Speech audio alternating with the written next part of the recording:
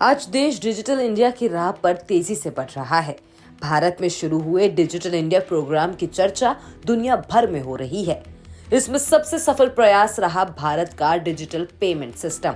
देश के ज्यादातर लोग अब कैश छोड़कर डिजिटल पेमेंट की तरफ बढ़ चुके हैं।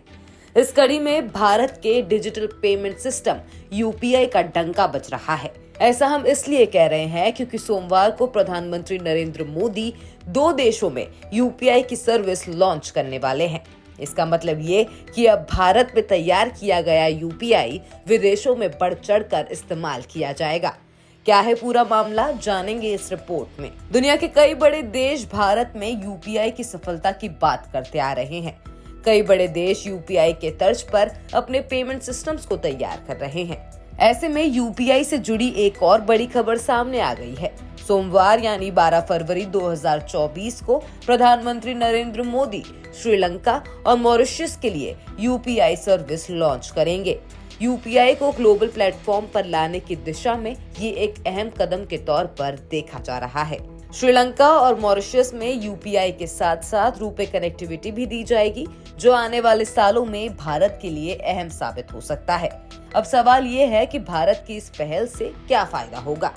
तो बता दें कि श्रीलंका और मॉरिशस में यूपीआई सर्विस शुरू होने से भारत के साथ साथ दोनों ही देशों के पर्यटकों को बहुत फायदा होगा। इसके अलावा यूपीआई की सेवा शुरू होने से पर्यटकों को ट्रांजैक्शन करने में काफी मदद मिलेगी।